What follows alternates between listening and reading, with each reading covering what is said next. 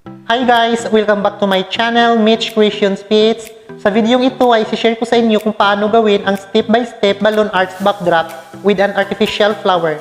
So without further ado, let's get started!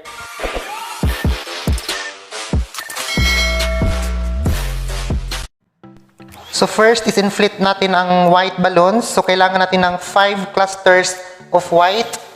In each clusters composed of 7 balloons. So yun guys, gumawa muna ako ng quads.